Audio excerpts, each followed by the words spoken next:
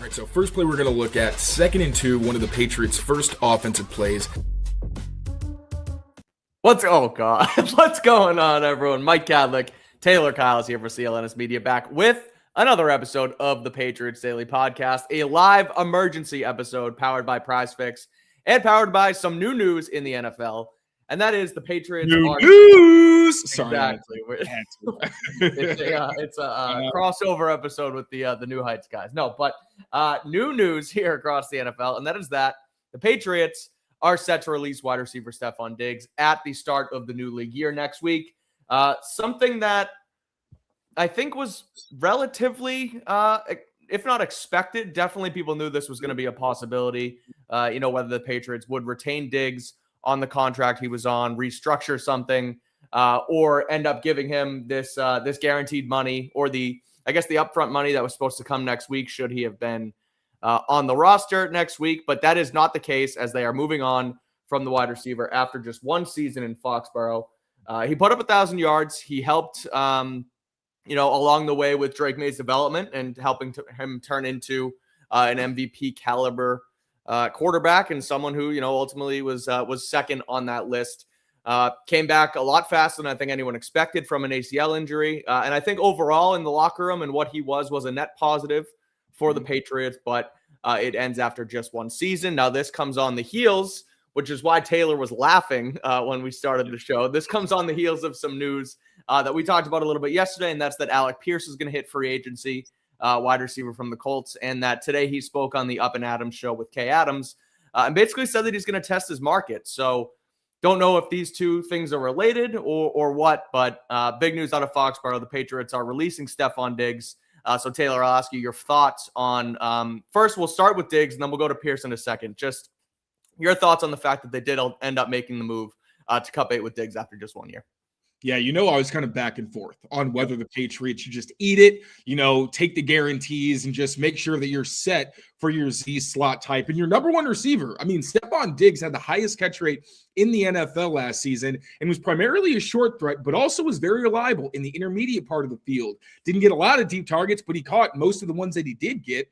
And more than that, what he gave Drake, I think, against zone coverage was so valuable. And we broke it down on our film shows, how quickly Diggs is able to identify what the coverage is, sit down, and make himself an available target for Drake May. And not just that, but the two being on the same page and seeming like they were in lockstep. But at the same time, during the playoffs, though it's not all Diggs' fault, because we talked about it, Drake May definitely did not play his best ball. Diggs kind of disappeared for you down the stretch, and that was significant, on top of the fact that when you looked at efficiency metrics, while he was good downfield, he wasn't great, and that's really where Drake May wants to throw the ball. So I don't think anybody saw this as a long-term fit necessarily. It felt like the longest it would be was, again, maybe they just eat the money because they wanted to have some continuity and some stability at the wide receiver position and had a very valuable role. But again, I also want to highlight the leadership that Stefon Diggs brought. The guy was leading the huddles before games. All the wide receivers praised him. The coaches praised him for what he was able to bring in terms of not only that veteran knowledge, but also, showing them how to really be professionals. So you still have some of that with Mac Hollins, but of course, when Stefon Diggs is doing it on the field, it kind of has that extra oomph to a certain degree. And I thought he'd be open to a restructure because I wasn't sure how many other teams would be willing to pay him around what he was owed by the Patriots if he had stayed on the roster. But clearly, he's willing to bet on himself, and that's worked out pretty well for Stefon Diggs in recent history. So, once again, thank you to him for how he was to us in the locker room. Honestly, anytime I ever needed anything, he was very good to me and treated me with a lot of respect. So from my perspective, I was very grateful for the season we got with him. But at the same time, man, if you're not getting better, you're getting worse. And we talked about how scary the prospect was of the Patriots relying on two 32-year-old receivers, potentially in Stefon Diggs and Mac Hollins. Now you're in a position where you're kind of throwing a Kyle Williams or maybe a younger player out there a little bit into the open water and seeing if they can swim. Kyle Williams flashed last year, and I think he really is probably the top player in-house who could potentially replace Stefon Diggs. We talked about it. I think that they looked at Stefon Diggs a lot as a yak guy and an underneath beater. And while Williams may have some room to grow when it comes to identifying coverages and really living in more of a slot role, we know what he can do after the catch. So I'd love to see him get fed some targets. And also, Stefon Diggs was used all over the field. And that's where I think Kyle Williams will be in the best case scenario.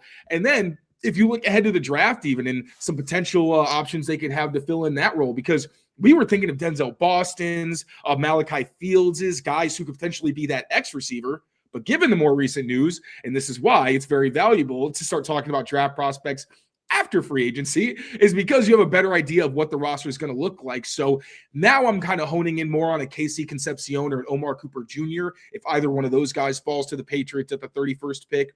Zachariah Branch is still very small. I don't think the Patriots are going to be interested in him. But Elijah Surratt, honestly, is a guy who was more of an X at Indiana, but could be a power slot at the next level, and I could see being a useful blocker. So maybe a guy like him if you want size, maybe a Jeremy Bernard as well, or if you want more of a pure slot guy who can kind of play outside in that Julian Edelman mold, maybe a Skylar Bell, who if anybody has tape on Skylar Bell, please send it to me. I am gushing over everything I've heard about him, but I haven't actually gotten to watch the film. So if you got it, hook a brother up. But some of those more slot type guys than the bigger outside presences. So gives us more perspective on what this position, wide receiver, and specifically that inside-outside role could look like.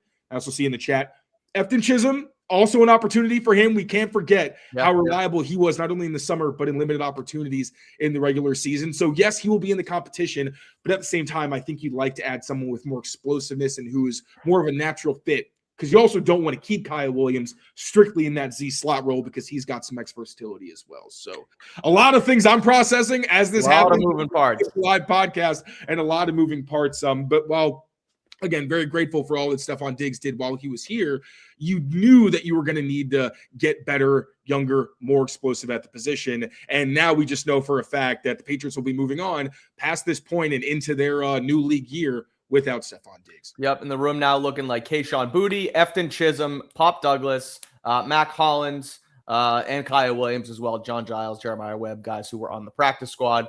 But yeah, it is definitely a thinned out room now without Stefon Diggs at the top. Mac Hollins, again, like you mentioned, under contract. Pop Douglas has been here, same with Kayshon Boutte. And then the rookies in Chisholm and Williams to kind of route it out. But it's clear now, at least to me, that they know they need to make moves at the position, and getting rid of who was your top target, your top pass catcher in terms of production last year, Stefon Diggs, tells me that they're going to try and go get someone, whether that be in free agency, whether that be via trade, or whether that be really loading up in the draft, like you said, as someone they may really like at the top of the first round. So they do have a lot of work to do. Now, we can talk about the Alec Pierce situation here. I know that Taylor's ready and excited for this one, because Colts did not put the tag on Alec Pierce. We talked about that yesterday. We posted a video on the channel. If you guys didn't already see it, go check it out. And he also spoke again, like I said, off the top to Kay Adams today on the Up and Adams show, and said that he's ready to test the market. Taylor can't even hold in a smile about Alec Pierce. He's very excited about this. You stupid. You dumb. He's very... Thank you. Indy? You're saying Indy's dumb? Yes. Yeah, okay. And I agree. I think if you're, well, again, we've seen the Giants make the same mistake choosing Daniel Jones over a better skill player in Saquon Barkley years back, and now it looks like the Colts essentially did it again this year. And it's really forcing Pierce's hand to say, you know what, I'm going to go out and check out what I have in the market. He said as much today. I also tweeted out a quote earlier today that I thought was interesting from Pierce on the show. Because he clearly, he did have a little bit of a decreased, if you will, target share in Indianapolis compared to, what a top flight wide receiver will be making. I know you tweeted something about it earlier as well, but Alec Pierce said that's what I'm most excited about, is to become a free agent, get paid, get a big contract. So I'm no longer going to be an 80 target player. If I get paid by this contract, they're going to have to throw me the ball a lot more. A lot of times stuff I was doing with the Colts was all downfield. It was pretty low percentage type stuff. That's just the nature of our offense. But as we mentioned yesterday on the show too, the more short game, intermediate stuff, that's a lot easier for completions, is going to be stuff that I'm going to take on a larger portion of now. So Pierce is ready to become that guy. He knows, sounds like he knows what the weight of a big contract like he's going to get will bring to his NFL career and what he's supposed to be now at this next level as, one of these premier guys.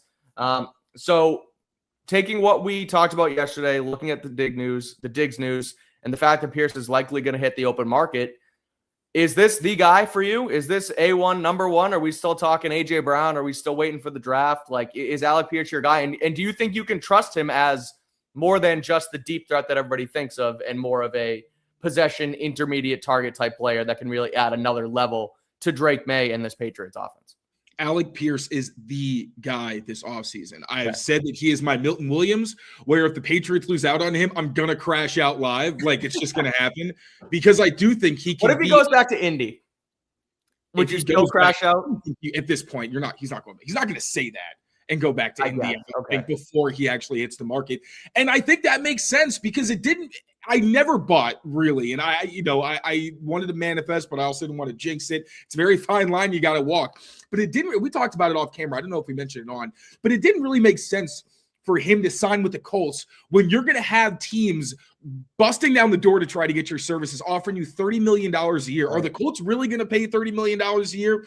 I don't really think so. And even if they do, maybe you can get 31 or 32 somewhere else. And their quarterback, yes, is now transition tagged, which, by the way, means that on paper, they could now lose both Alec Pierce and Daniel Jones, which is crazy. But even if they keep Daniel Jones, the guy's coming off a significant injury that we've seen quarterbacks really struggle to bounce back from, at least early in the next season. So you have an unsure quarterback situation. You have an opportunity to make generational wealth on the open market. Hell yeah, Alec Pierce absolutely should have hit free agency. I say that logically, but also because I think he is literally the perfect Drake May wide receiver. Now, with AJ Brown, you have the consistency concerns, the injury concerns, the age concerns. With a rookie, you have the general concerns you have for a rookie. If anybody even falls to your range where you would really be comfortable with them being a starter right out of the box. Alec Pierce, while yes, he was a low-volume player relatively, let's actually talk about the scheme fit that he had with the Colts, because he's absolutely right. You're talking about a guy who trailed consistently Michael Pittman Jr. and Josh Downs when it came to production. Michael Pittman is the focal point of their offense and pretty much has been since he got there, and is in that Z role, which is a very easy one to involve in your offense, especially for a run-first team like you've seen it with the Patriots. Those guys, they block their butts off, and then you block, you get the rock. So Pittman was always going to be their top receiver. And then you have Josh Downs, who's in the slot, which is another position where naturally it's an easier position to feed, and he's a dynamic player. So really, if you talk about, I'm not saying he's going to be like an AJ Brown, right? Where you don't even care and you're like, I'm still funneling you the ball. Right. He might not be that guy, but if you're talking about an X who's going to take the top off the defense, and even when they commit extra resources to taking him away, you can still throw to him because he's huge. The guy's 6'3", huge wingspan, and he's big. He's like 211 pounds or something like that. Mm-hmm. With the Kayshon Boutte comparisons that we often see, people are like, oh, he has the same skill set. I think he gets open more than Boutte does at this rate. And also, again, he's bigger and he's just fast enough, I think, that he is an upgrade over Kayshon Boutte. And if you want to keep Kayshon Boutte on the roster, you know what you tell him? Hey, you're going to have to learn to block your butt off. We're going to give you more opportunities at that Z spot. Yep, you're going to get free releases. You're going to be a guy that we funnel, because we've seen Kayshon evolve. We saw that he can be a good X. Now let's see if he can take another step and maybe be a higher volume target for the Patriots offense. But again, going back to Alec Pierce, one of the reasons I compare him to Milton Williams is not just because, again, I will crash out if they don't sign him and he hits the market. It's also because it's a guy who I think the discourse around him is sometimes lazy, because with Milton Williams, I don't want to, be Mr. You got to watch the tape. Like, I understand it has different value for different people. But if you did watch the tape, you saw that Milton Williams was a good player and had been for years. Yeah. And he was also productive. He wasn't always the same pass rusher he was that last season. But as a run defender, you could see it. And it was very obvious he was a good pass rusher. He was a converted defensive end.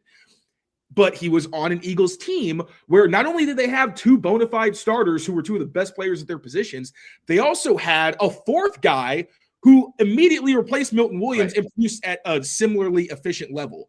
So Milton Williams not being a true starter wasn't because of him. It was because of his situation. Obviously, Alec Pierce was a starter, but because you had Josh Downs and you had Michael Pittman Jr. and also Jonathan freaking Taylor and this year Tyler Warren, like, bro, that's a lot of mouths to feed. And also over the past 3 years, no receiver, there's some qualification, but it's not that big. It's a real stat. No receiver has more yards per reception than Alec Pierce over the past 3 seasons. Like, what are we talking about? Yes, maybe a higher target volume. Some of those are going to go down. That's 3 years where he was so good. And it's not like he's not getting targets. It's not like he's a 25 target, 30 target guy. He's getting over 50 targets a season or something, at least in that ballpark, and making the most of them consistently. And even going even deeper, because his calling card is going to be deep targets. I also think he's good intermediate. Short, he might be fine. I really don't care. What he's going to get paid to do is win downfield, because that's a very high value skill set, especially with a quarterback like Drake May. In the regular season, he had the second most deep targets, had 0 drops, was the only guy who had 25 or more deep targets other than JSN who didn't have a drop. And he only had 2 catchable targets that were incomplete. Both of them were broken up on some contested passes that he usually wins. One of those, he clearly got banged up. He fell and then was kind of slow to get to his feet.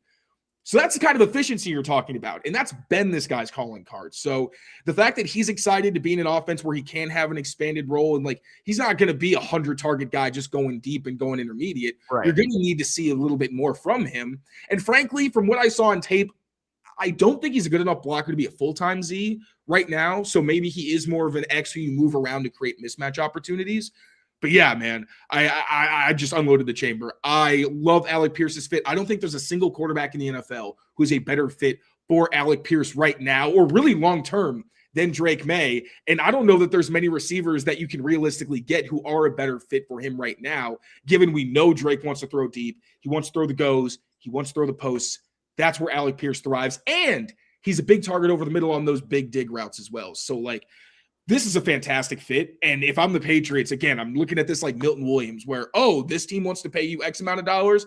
We're going to pay you a little bit more to sweeten the pot. And I don't see why Alec Pierce wouldn't want to come to the Patriots with Drake May and with the team that just came off a Super Bowl run with one of the most well-liked coaches in the NFL. I rest my goddamn case. I was just going to say, I'm going to let Taylor go change his pants.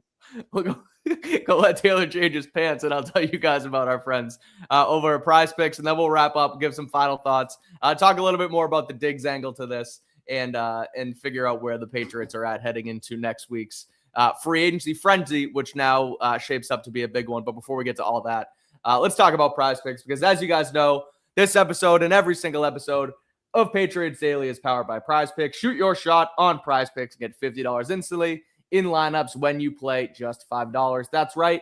Prize Picks is now giving you $50 in lineups when you sign up and play your first $5. They make every dunk, every dime, and every board that much more exciting. So don't miss this chance to get started on America's #1 app for sports picks. Prize Picks is simple to play. All you got to do is pick more or less on 2 to 6 player stat projections. And if you get your picks right, you could cash in. Pick from all your favorite sports, from basketball, baseball, hockey, UFC, soccer, and more right now, and get in on the action with us. Download the Prize Picks app today and use code CLNS to get $50 in lineups after you play your first $5 lineup. Again, that's code CLNS to get $50 in lineups after you play your first $5 lineup. Prize Picks, it's good to be right. All right. Let's see. We do have, there you go. DJ Moore is another potential Patriots wide receiver target. I know Jonathan Jones from CBS mentioned him as a guy who the Patriots potentially go after. Chicago seemingly willing to go get or to allow talks of DJ Moore this offseason. So thinking, and I know you mentioned you'll crash out if they don't get Alec Pierce, but there is a scenario where they don't get Pierce, but they do get another high-end wide receiver, whether that be A.J. Brown, whether that be a guy in DJ Moore as well. And I feel like we should probably close with the A.J. Brown angle, because that's still kind of circulating and could potentially happen, given the connections here. But thoughts on DJ Moore and that potentially being a fit for Drake May in the past? I don't love it, to be honest. I do think he's a good player, but I feel like with the Bears, there's an inconsistency. It feels like sometimes he's kind of checked out. Yeah. Even in the playoff game, there was that one route that was just really funky that turned into an interception. Yeah, right. And I really like the skill set, man. I think he's a really good player. Obviously, his resume speaks for itself. That's another one where I feel a little bit uneasy about it. Like, again, he's still productive. It's not like he's so inconsistent that it's a huge difference maker, but feel like he kind of contributed to costing his team a trip to the Super Bowl. So, there's that element of it. But yeah, if you miss out on Alec Pierce, I would be interested in DJ Moore for sure, especially if they think from, a fit perspective off the field, that would be okay because his skill set's fantastic. And honestly, I would probably put DJ Moore. I'd put him over AJ Brown just because more of the injuries. I think they're the same age, right? They're both 28 years old. I believe so, yeah. Yeah, so they're about the same age. But yeah, I would. I think you would. I think the Patriots would go AJ Brown if they could, because of the familiarity, but also you don't have to give up draft capital to get DJ Moore, so that's a pretty significant factor as well for me. They're going to cut him, right? I don't know. Is that a thing? Oh, are they potentially cutting him? He posted something an hour ago that made it seem like they were done. So that's interesting. I was going off of a potential trade for him, but it might be. I'm sorry. I don't mean to misspeak. You're fine. I thought I misspoke as well. Either way, he's potentially available, whether it be via trade, whether it be a release. I still would prefer him over AJ Brown, even if it was for similar compensation. Okay.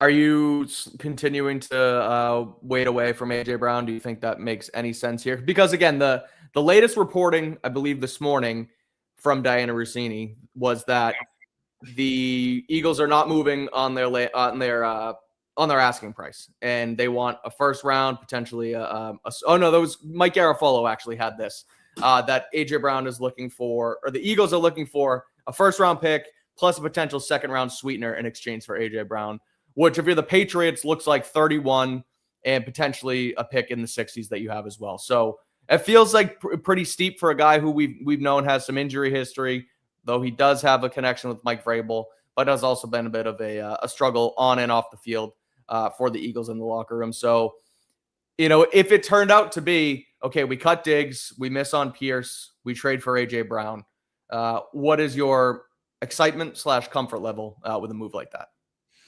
A first rounder would make me pretty uncomfortable. And I always remembered that it is basically a second. And AJ Brown, if you felt comfortable enough trading for him, would be a massive impact player for your team. But I would still rather go the second and change if it was my choice. But again, if Alec Pierce is on the table, you sell out to get that guy. And even DJ Moore, I just don't have as much concern about the knee injury with him. He does he have any significant injury history? I feel like I don't believe so. On the field very consistently. So yeah, if you have to give up trade capital, period, I don't love that. I would rather you just address in the draft. Because if Kayshon Boutte and Matt Collins are your outside receivers next season, that's not the worst thing in the world. I think then you really just dedicate resources to fixing the slot. And I'd rather you just use your draft capital to fill other holes. But yes, I think it makes sense. I just wouldn't love the move personally. Say that again. Who would be your outside receiver? Matt Collins, Kayshon Boutte. Matt Collins and Kayshon Boutte would probably be your outside receiver. Yeah, okay. And Kyle Williams obviously would factor into that mix as well. Yeah, it's just I think they at this point, and I've been on AJ Brown for years, since it's been a rumor, right? And it's like, okay, it's all finally adding up, and it finally makes sense now. Feels like Philly's willing to play ball. Mike Vrabel is here. It all lines up, and now it's like, well, maybe he is just a little bit too old, and maybe there are bigger fish in the sea. And talking about a guy like Alec Pierce or even DJ Moore, I think I'm with you. Where, yeah, there was a little bit of a maybe squabble's the right word between him and the team, where it didn't feel like they were on the same page, but they had just signed him to an extension a handful of years ago. I think he's a good enough player. I'm looking at his injury history now, and it's not significant. He's had a couple strains and quad pulls and stuff like that. But that's, again, that if it's not anything structural, I feel like that's just kind of the nature of playing wide receiver in this league. So 28 years old, had a handful of 1,000-yard seasons. I'm with you on DJ Moore, and I could honestly, I'm not saying that DJ Moore is better than AJ Brown, for the record. Sure. I'm not saying he's better, but the injury, I'm willing to make up the difference. And also, again, watching that Eagles tape was really rough, man. It just was so confusing at times. So yeah, I just want to be very clear that I personally would prefer DJ Moore because I would trust his longevity more. Okay. Knowing that AJ Brown does have knee issues. We have a super chat. Thoughts on Juwan Jennings and Romeo Doubs? No, Juwan Jennings, he's a weirdo. I've heard now multiple times, and I think multiple people spoke out about how he said or did some weird shit on the field. And look, I'm not saying that's going to be a deal breaker for the team. I think if it's a Madden player and he has no personality, I would love Juwan Jennings. I'd say hell yes. I don't really want to bring a guy like that in the locker room. Romeo Doubs I really like, but I also feel like he's going to be like too expensive to the point where like I'm not trying to win a bidding war for Romeo Doubs, even though I like the player. Like if this were a more robust wide receiver class, which it very rarely is, I'd probably feel more comfortable, but like he's going to make some pretty good money. So what if it turns out to be, okay, you release Stefon Diggs and your answer, if you will, in the room is just Romeo Doubs, and you know what else? Is that a again, I know you're going to say you're going to crash out if Pierce isn't here, but like, does that feel like a disappointment to you if they go get just one of these mid to lower level wide receivers and say we're going to try and hit it again in the draft? Because I think that's disappointing. I feel like post Super Bowl, the way Drake played, the momentum you have, wide receiver being one of the reasons that things weren't great in the playoffs and you ultimately lose. And obviously Drake's injury in the offensive line. Like I get there's multiple things that they have to fix, but you know, when I look at this and I see them move on from Diggs, who was the guy in the room last year and their sort of number one target, that tells me that they should be going to get someone bigger, going to make a bold move. And, you know, trades have been the rumor. And again, I don't know if it's Brown versus Pierce. Like I still think I go with Pierce, but there's just it feels like they really still need to go take that next step at wide receiver. We've talked about the cliche wide receiver one thing all the time, but now it feels like, given what you saw last year with the offense, given what you saw with Drake May, you move on from Stefon Diggs. It feels like the time is now. The iron's hot. Go make the move for the number one guy, whoever it is. Don't settle for one of these lower tier free agents. I agree. So would I do that for Doubs? No. How would you be disappointed if Doubs ended up being the only answer to the test? Yeah. Okay, good. Yeah, I would. Especially now with the Pierce news. Because like I feel like the landscape changed very quickly over the past like day. So a lot of my takes probably are going to age very poorly, but Brandon Ayuk is cooked. We're not doing. I'm good on Brandon Ayuk.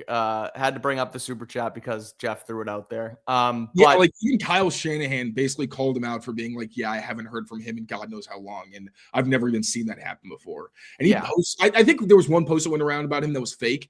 The one with the ice cream in his hand. Have you seen that? Yeah, that's right. Yes. Yeah, that was fake. But yeah, man, I don't know what's up with him, but I would stay away. Yeah, I wonder if at this point where he was obviously on the trade market a couple of years back, and now it's like, I wonder if San Fran gets back on the phone and calls New England and calls Pittsburgh and Washington, be like, hey, you know, he's still available. And they're like, click, like we're good, because they were going to get some decent capital for him a couple of years ago. Yeah. And now that ship sailed.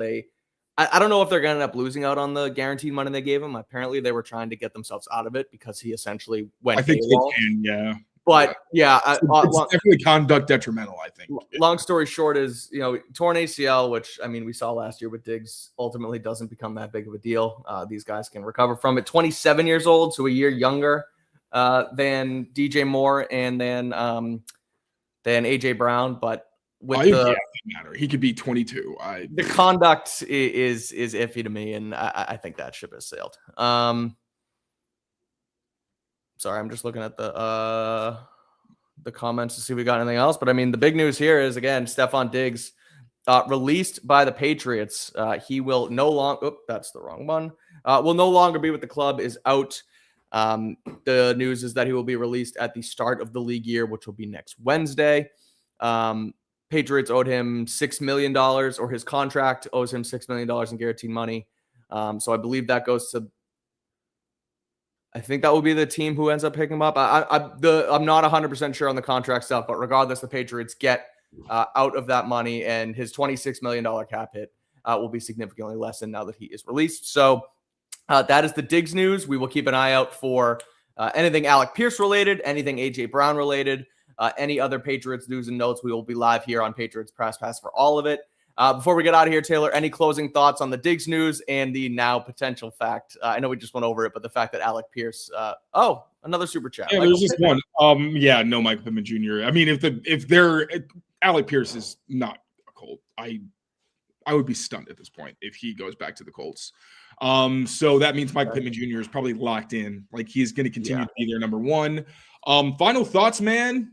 Make it happen. Elliot Wolf, Ryan Cowden, anybody involved, if you're listening, make it happen. This is the move you got to make this offseason. Seriously, you don't want to see a grown man cry on a live stream. So save us all the trouble and do what you got to do. Don't make Taylor cry. I'm back on the 30 million. I try to be responsible and I try not to get carried away, Okay. but I need to stop doing that with money, frankly. It's just, I think it's a bad habit I got to shake. Yeah, it ain't my money, so figure it out. A lot of comments on that post promoting the contract thing. I was like, it's only money. Why wouldn't you give him 30 million? Now, that was also after I floated like 5 for 150, which was a 5-year deal. Yeah, so that kind of comfortable with that. No, right, not necessarily. I'd be like, that's rich. But if you get into a bidding war, that's what the market's for. You know what I mean? And I think that the Patriots are more valuable to Alec Pierce and vice versa than any. Like, who else do you think would be involved? Actually, who would be the heavy suitors? Buffalo, man. But you're gonna go to Buffalo after. I mean, again, I'm coach, Josh Allen. Like that's possible. Can they afford it? Can they afford him? Because they can't afford to keep their own people. I know they restructured. I think Josh Allen took a restructure, and I feel like somebody else is. Did I make that up? Okay, the Chargers. Who just restructured their contract in Buffalo? No, it was a quarterback. Patrick Mahomes did. Was Mahomes okay? Okay. Would you go to the Chargers are an interesting one. You have Justin Herbert. You have a warm weather climate. You have a lot of cap space. I'm just looking at in terms of cap space right now. Seattle has a lot of cap space, but I mean, I feel like they're pretty wide receivered out. Yeah, Patriots, Chargers, Bills would be my thoughts for a guy like Alec Pierce. An interesting one. But also you're playing for like Josh McDaniels. I think that is a pretty, I mean, Mike McDaniel also has a great reputation, but he's more of a run game coordinator. I don't know. I would say the Chargers. I don't think the Bills can afford him, to be honest. And also the fact that you don't really know what this new regime is going to look like. At least the Chargers and the Patriots, you have a decent idea what you're walking into. You have no idea with the Bills. Right. So if that were me, that would be obviously Josh Allen is Josh Allen. But Josh Allen has not been a good deep ball thrower in years. Alec Pierce obviously could help that, but he's also like rocketing it over people's heads all the time. Yeah. Like a lot. But still, some of the deep throws look like rookie season Josh Allen, where it's just like a rocket to nowhere. Right. But I mean, they're 3 MVP caliber quarterbacks. I think it's probably going to come down. I mean, obviously, it's going to come down to money at the end of the day. And I don't think the Patriots will let themselves be outbid. I don't think they should. And I would be surprised if they do, considering what value he's going to bring. It's like you want to see Drake May at his best. Get a guy who's fast and also just catches everything, regardless of how many people are around him, and has some of the most incredible downfield catches that we've seen over the past few years. It's literally the guy. There's no projection there. And there's not a lot of, and with every other option, it feels like are they going with a young guy who is an unknown, even if he's super talented, again, AJ Brown or DJ Moore. I don't think those guys are the same caliber of deep threat or will be long-term like an Alec Pierce. So do what you got to do. One more super chat before we close out. Mike Evans, would you take him? No, not right now. No. Apparently they're not going to be interested. I don't think they want any 30-year-olds. Like I think that they're conscious of last year. They added a lot of older players, and you can't keep doing that because your team can get old very fast. And whoa, that was weird.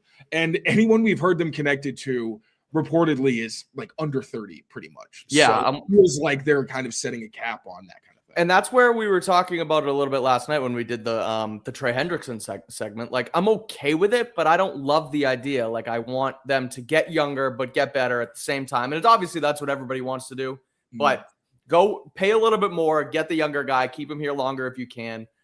Don't bank on someone towards the end of their career, like an Evans, like a Hendrickson, like, build deeper and get better, for the long term, and build a little bit more of a foundation than just like a patchwork piece. So that is the news. That is where we're at. Again, Patriots releasing Stefon Diggs next week at the start of the new league year, setting them up to potentially spend big or pay big or trade big for a wide receiver. We'll see what ends up happening. But either way, we will have you here covered, like I said, on Patriots Press Pass. Make sure to subscribe to Patriots Daily here on the CLNS Media Network. And rate, review, like, subscribe, all the jazz, all the buzzwords. They help. They mean a lot. So we appreciate it as always. So until next time, thank you guys for tuning in. Taylor, good stuff as always. And we will see you soon. Take care of yourselves. Take care of each other. And we'll see you next time. Peace out, everyone.